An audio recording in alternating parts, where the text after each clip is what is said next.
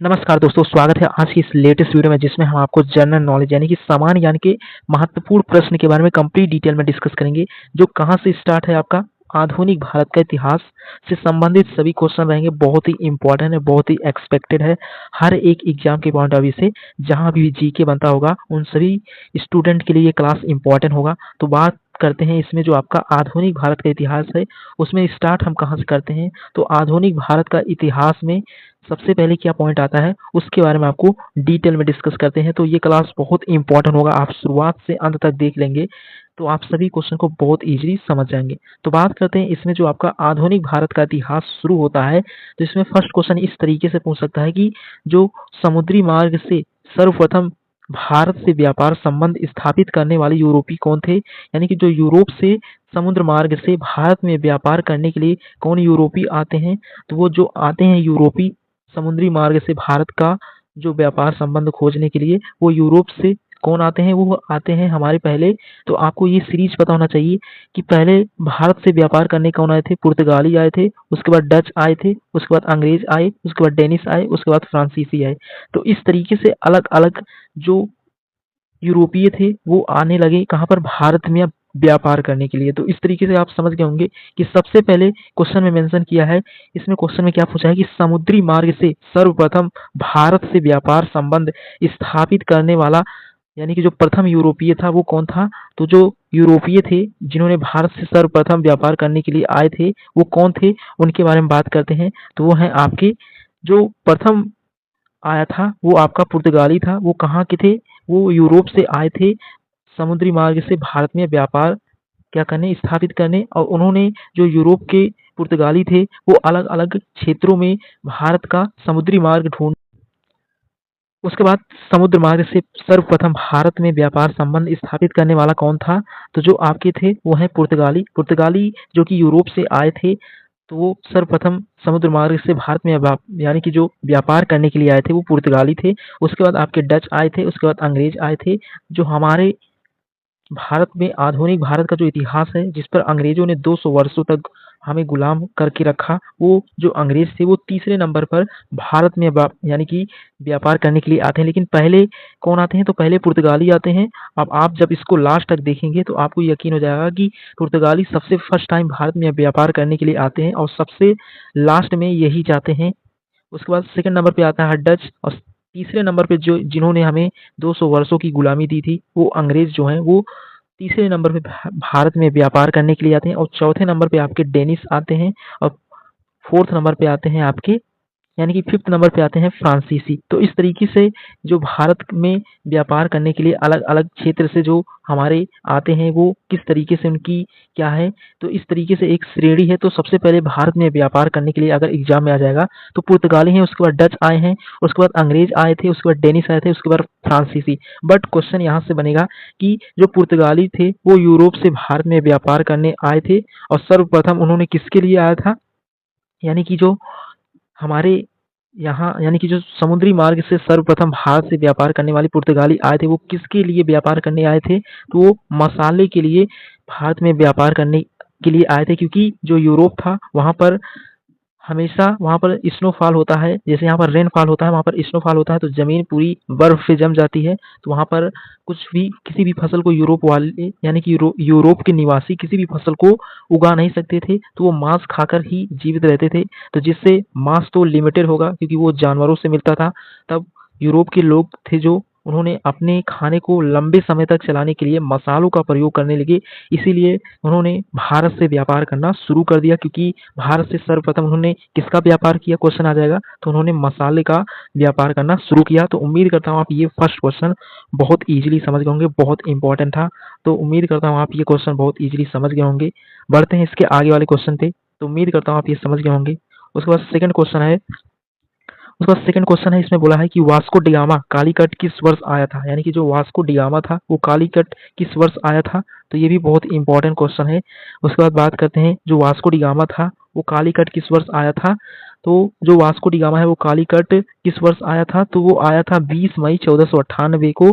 और वो किसकी सहायता से भारत के समुद्री मार्ग को खोजा, तो जब वो 20 मई 1498 को उस समुद्री मार्ग से आ रहा था तब उसे कौन सा उसे यानी कि उसको नहीं पता था कि भारत का समुद्री मार्ग किधर है, तो वो उसी समुद्र मार्ग में रास्ते को यानी कि रास्ते में जब भूल जाता है तब उसे एक पथ प्रदर्शक मिलता है। उसका नाम क्या होता है? तो अहमद मजीद था उस पथ प्रदर्शक का, जिसने वास्को डिगामा को यानी कि जो वास्को डिगामा था उसे भारत में कौन लाया था? तो अहमद मजीद था। और कालीकट का स्थानीय शासक कौन था? तो कालीकट का जो स्थानीय शासक था वो जमोरिन था।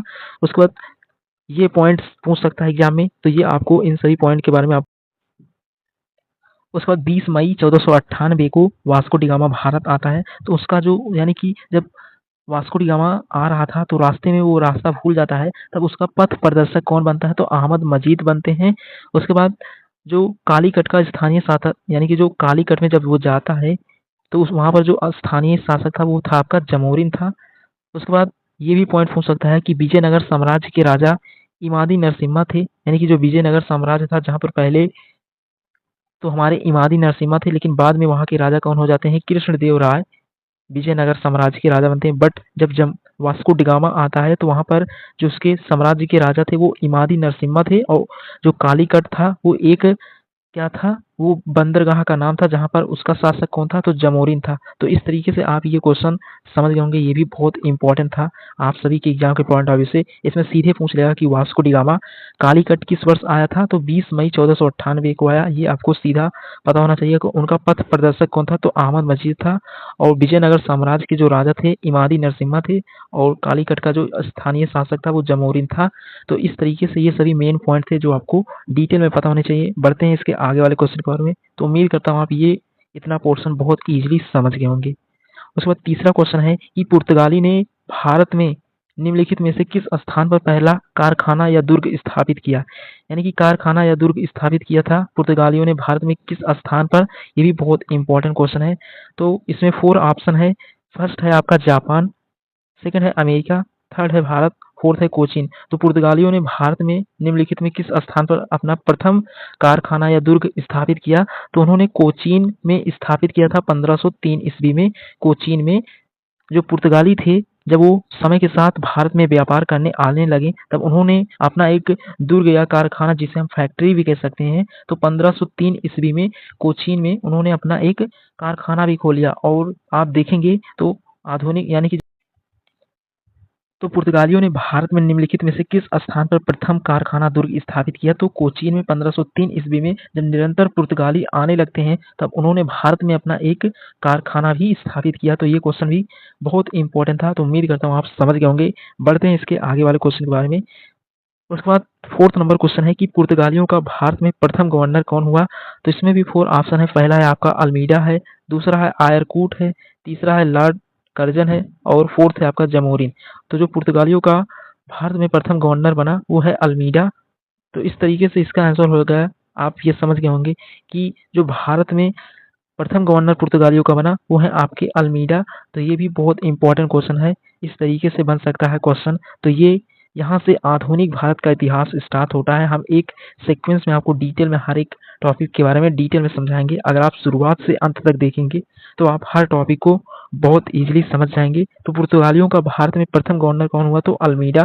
तो इस तरीके से इसका आंसर हो जाएगा ऑप्शन नंबर फर्स्ट हो जाएगा, यानी कि जो अल्मीडा थे वो पुर्तगालियों का भारत में प्रथम गवर्नर भी बन गए। फैक्ट्री भी भारत में उन्होंने पुर्तगालियों ने लगाया। तो इस तरीके से पुर्तगाली पहले हमारे यहाँ यानी कि भारत में व्यापार करने के लिए आते हैं। इनके बाद आते हैं हमारे डच। उसके बाद तीसरे नंबर पे आते हैं कौन?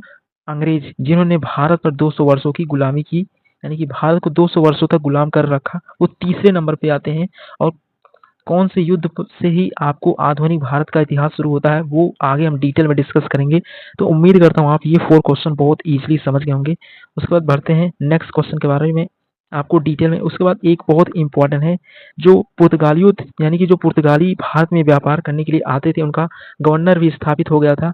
तो उन्होंने ये देखा कि उन्होंने सोचा कि केवल भारत से हम ही व्यापार करेंगे और कोई विदेशी नहीं कर सकते। जैसे डच और अंग्रेज या डेनिश, फ्रांसीसी, ये जो अलग अलग लोग, जब एक लोग भारत से व्यापार करने लगे तो उनके पड़ोसी देश के लोग भी भारत से व्यापार करना चाहते, क्योंकि भारत में बहुत ज़्यादा क्या था, हर एक चीज़ें उपलब्ध थी और भारत बहुत ही अमीर प्रांत था उस समय।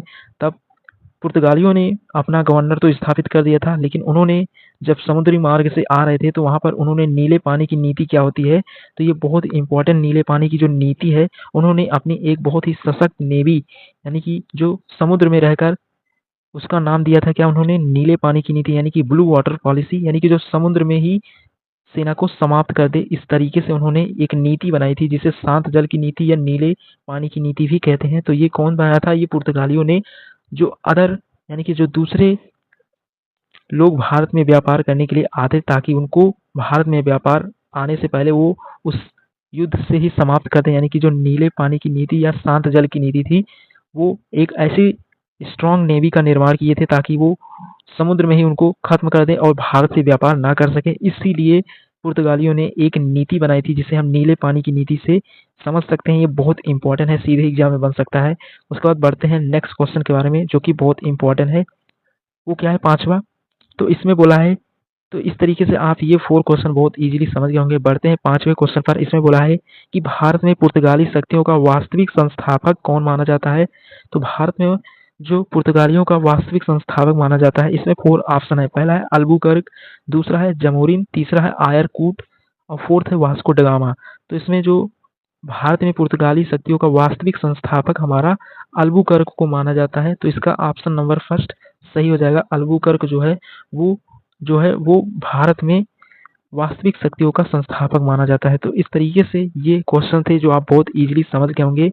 तो आगे की पोर्शन को हम आगे नेक्स्ट वीडियो में डिटेल में आपको डिस्कस करेंगे। तो उम्मीद करता हूँ आप ये जो क्वेश्चन थे बहुत ही इंपॉर्टेंट है आपके एग्जाम के पॉइंट ऑफ व्यू से। मिलेंगे एक नए वीडियो में और एक नए टॉपिक के बारे में आपको डिटेल में डिस्कस करेंगे। अगर आपको सेशन सही लगा हो तो अपने सभी